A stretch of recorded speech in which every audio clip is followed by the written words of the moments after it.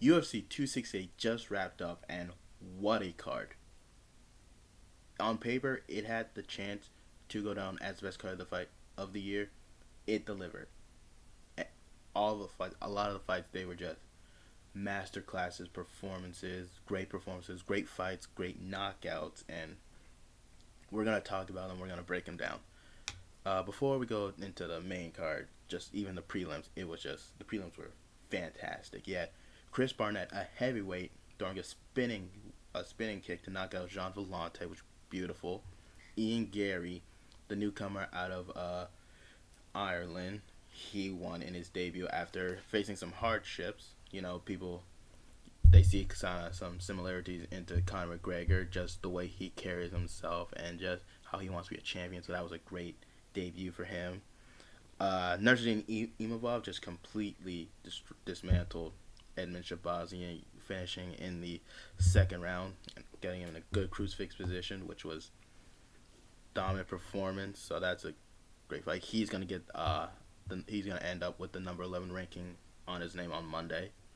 He had Chris Curtis making his UFC debut. The contendership guy who didn't win the fight on the contendership got the call from Dana White, knocking out Phil Hawes in the first round after Phil Hawes was kind of putting it on him, dominating him for a bit. He came back to knock him out. That was impressive as well.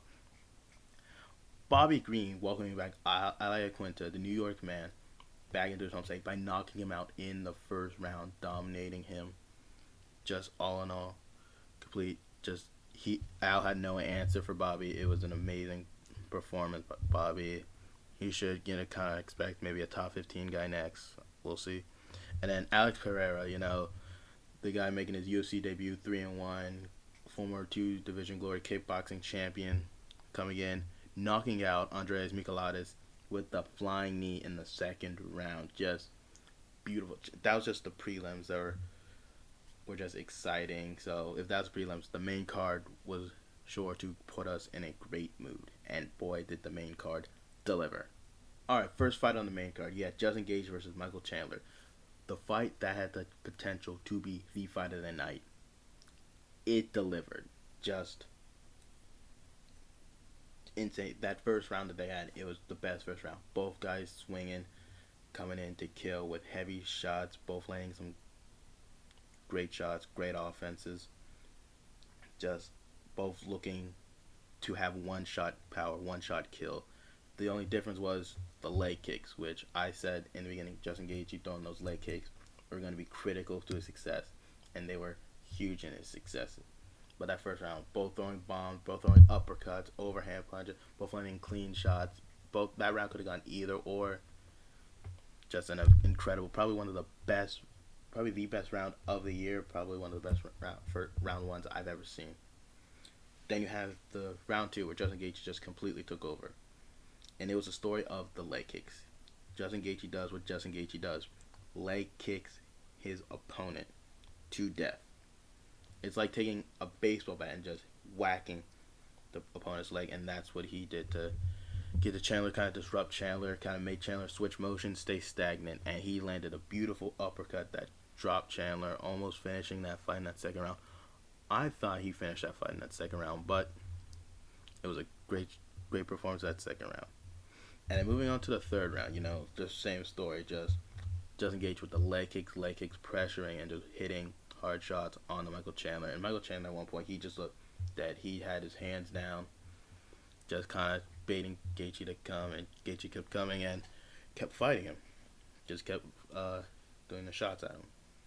But it wasn't up. There was a little takedown, little flurries, but Chandler did have a few body shots, but all in all, he didn't do enough to get the victory and still around Gaethje. I think Gaethje won that fight. I had 29-28.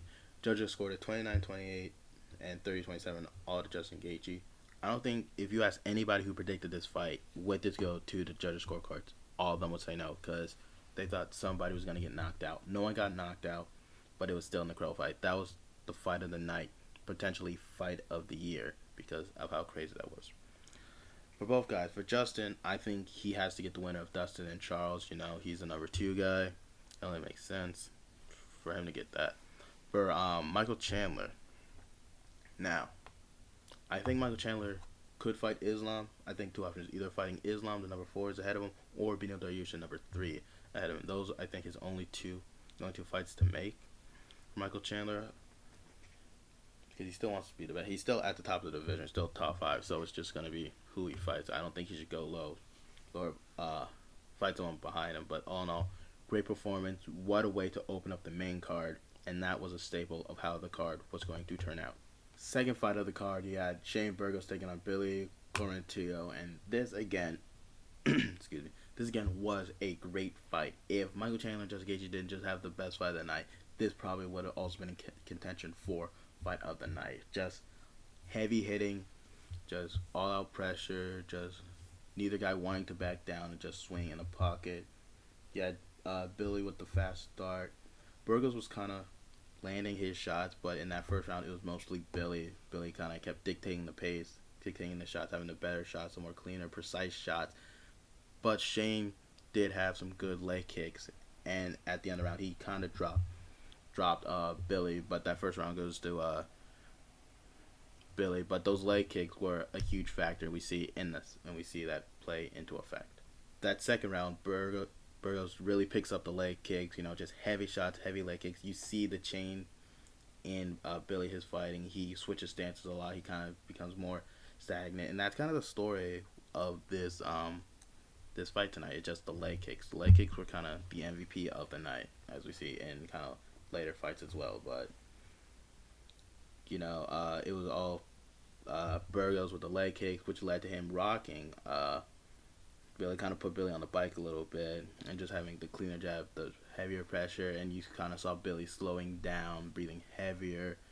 Kind of saw him not be as, pressure forward, as heavy forward, as dominant as he was in that first round. So it was a great adjustment by Burgos to tying it up.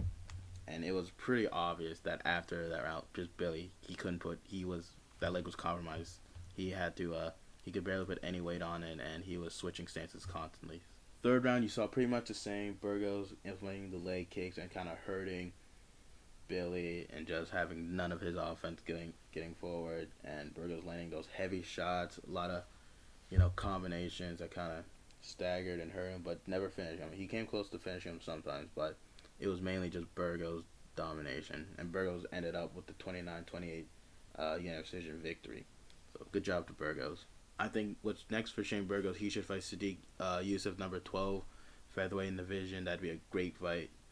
I think that'll be a great war for them. For Billy, probably somebody, he just missed his shot of being ranked, so probably he should fight, I wouldn't say Caceres, because I think Caceres wants to fight someone ahead of him.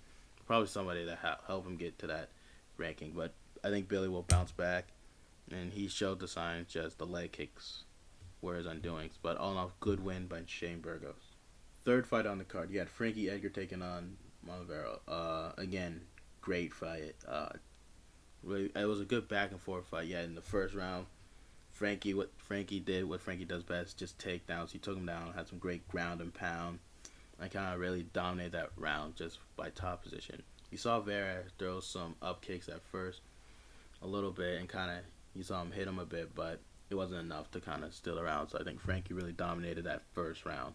That second round, it seemed like Vera kind of switched up game plan to throw more body base, more front kicks like knees and kind of front kicks to kind of slow Frankie down to like kind of try to take down. Because Frankie, he couldn't really get back to the takedown as often as he could in that first round.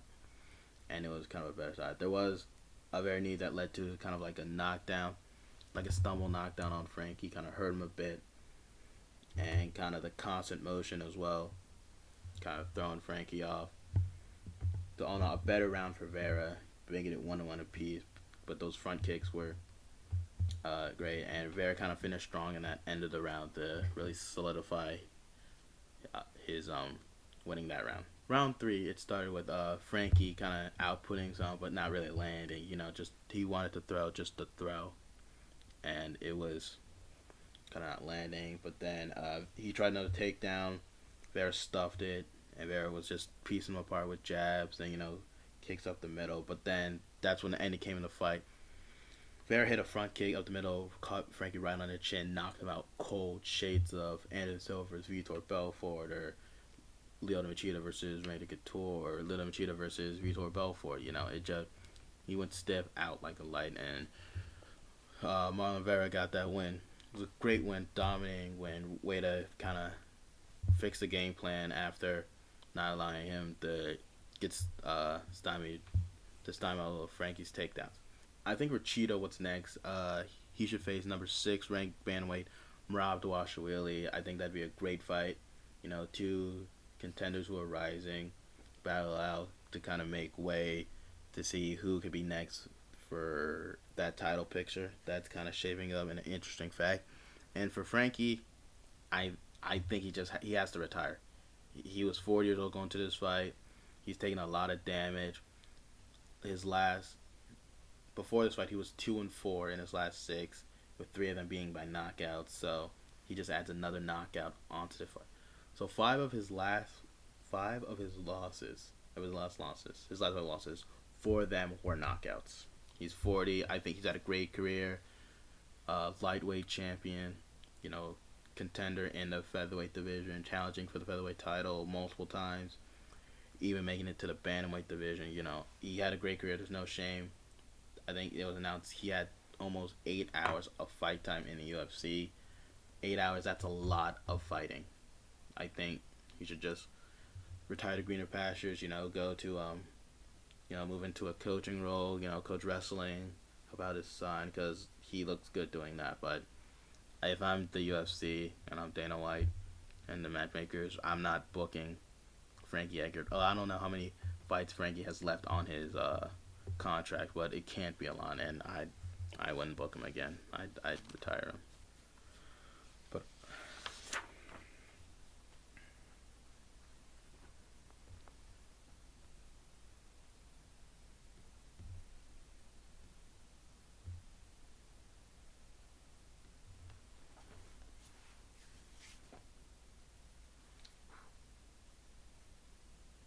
all right, we move on to our first of our title fights. You had Rose Namajunas versus Zhang Wei Li. John taking this fight at Fight Ready Camp, with Eric Albania.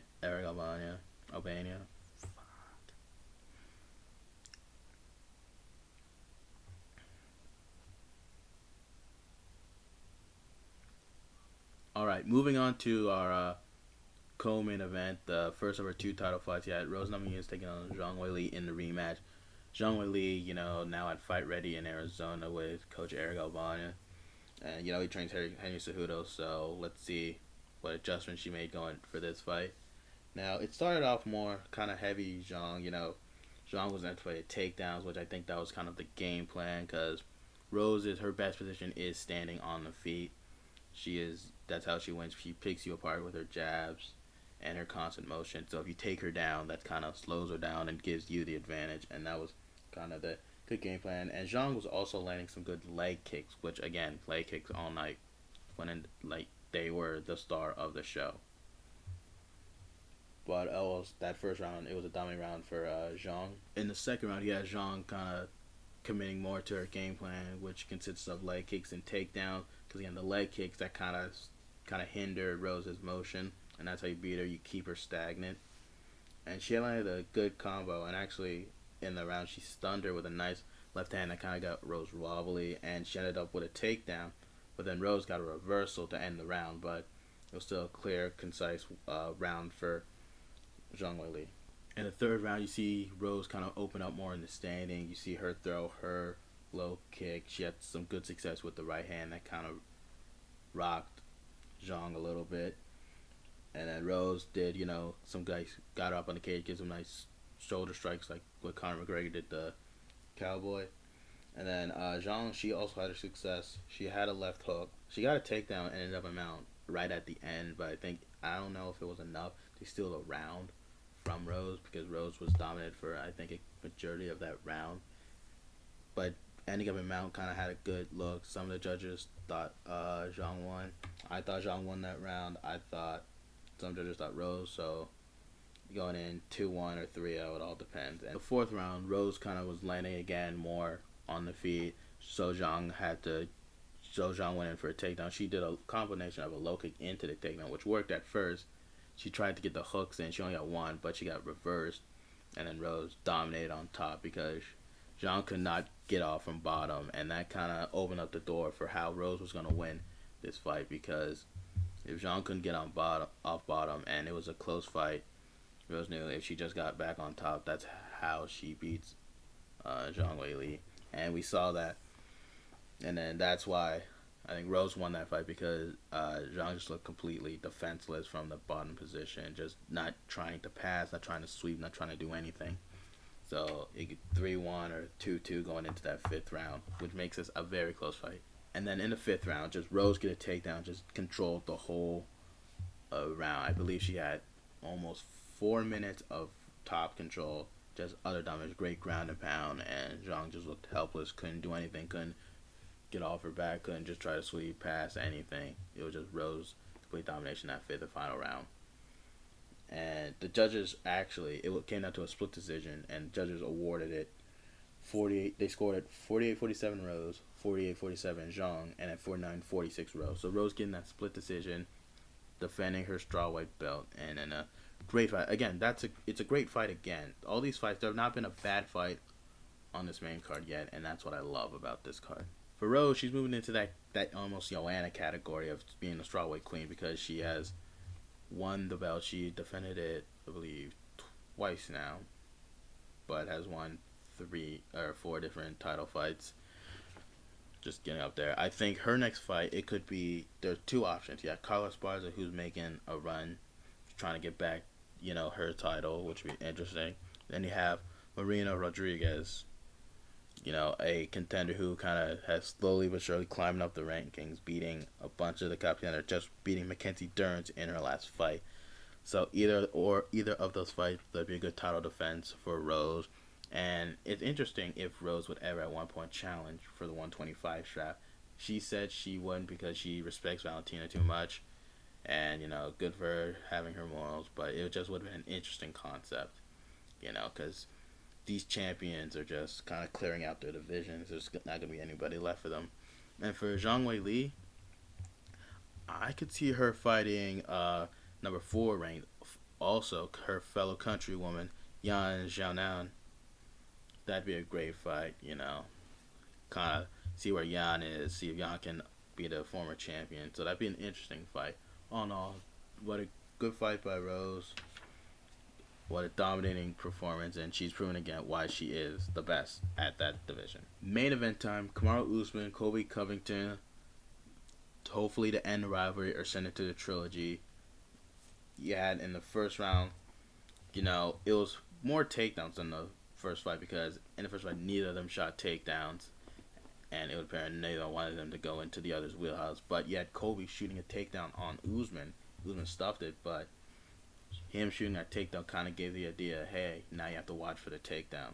Colby had some moments in the first round, but this one was dominated by Usman. Usman landing a takedown on Covington, had some good ground control, a little ground control, had landed the better shots, had some good combinations, good left hooks, kind of hurting Colby a little bit. Not enough to drop him or make him wobbly, but enough to do damage. So he gives that first round to Usman. That second round, you kind of saw some similar things. Usman landing some good shots. He had Covington landing a knee on the champion, kind of in a good position. Usman landing some nasty uppercuts. Colby again with a takedown attempt. So that's 2 takedowns now in a fight that I think none of us thought would be a good be a wrestling match. But then the end of the round, you had Usman dropping Covington twice with a good left, with both left hands, kind of sealing that round and affirmative for him being up 2-0 now. Third round, you kind of see Covington come alive more. He lands some good combos, tries to get takedowns, but Usman stuffs it. But he looked better on the feet, kind of looked more alive, especially since he was, kind of about a couple seconds away from being finished in that second round. And he didn't look hurt. He kept doing what Colby does best and just firing everything, all cylinders. And he even landed a I thought it looked like he landed a takedown. He got the one knee down for Usman, both knees. He planted his hands, but the judges technically didn't credit that as a takedown. So Usman still has not been taken down and not been on the bottom position yet in the UFC. But Covington ended with a heavy combo to end that round. So he got him down 2-1 to Usman going into that fourth round. And then that fourth round, it was Covington kind of waking up and coming alive. He landed a good jab, good combos, and uppercuts. The uppercuts were the main story into this round because every time Kobe hit him through a left hook, Usman kind of ducked down, and that's when Kobe had that right uppercut, and it hit him a few times, kind of rocked him, kind of staggered him a bit, and that kind of led to him winning this round and going into the final round in a fight where we thought Kobe had no shot. It would be a 5-0 slunk or even a finish. It's tied 2-2. Fifth and final round, my opinion, whoever wins this round is the welterweight champion. Covington did try that uppercut again. He landed it a few times, but he wasn't successful as he was in that fourth round. Usman kind of figured that out, and then Usman kind of picked him apart with the jab. He had a chance to get some takedowns, but all in all, just a complete dominant and shutdown performance by Usman, winning that fifth and final round. And that kind of sealed the deal because Usman won a unanimous decision. It was 48-47 on 2 scorecards, 49-46 on 1. It seemed like if there was anybody in that welter division that was going to beat Usman, Kobe was the guy because he came close to that first fight, and he was also close to this fight. It just he needed that fifth round and he didn't do enough. For Usman, there's not many challengers that's left for him in the division. The only challenger that kind of makes sense is if Leon Edwards beat Jorge Masvidal, then I think you cannot deny Leon that fight. But I'm sure somebody in the UFC will deny him that fight. But that's kind of the next fight for Usman. Other than that, there's not really people you could think could fight. And for Colby Covington, I would love to see him fight Gilbert Burns, number 1 versus number 2, or him versus Vicente Luque, because that'd be a great fight, all-out war, good stand-up battle. But Colby Covington showed that, love him or hate him, he is a great fighter, and he will always come to fight. He will throw everything he has at you until he hears that final horn. And what Usman showed is just, it's going to take someone with a Herculean effort to beat Usman. Now, he did have a little weakness. He showed with that he was susceptible to the uppercut, but he had the good stuff to take down. I know people are waiting for Hamzat to, get 1 or 2 more wins to challenge Usman, and that definitely will be a great fight. I can't wait for that, but we just have to wait and see. But for now, no one's on Usman's level. All in all, great night of fights. You got so many finishes, so many action-packed fights. It's just, this will go down as the best card of 2021. No ifs, ands, or buts. The crowd was hot. They loved every second of it. They were always on their feet. I think performance of the night, bonuses, you have to give them to Pereira with the TKO flying knee, and you also got to give it to Chris Barnett with that spitting kick. And then fight of the night, it's got to be Gaethje and Chandler. But all in all, great night of fights. Can't wait for the next pay-per-view, 269, which also should look up to be a solid pay-per-view. So I cannot wait for that. Talk to you guys soon.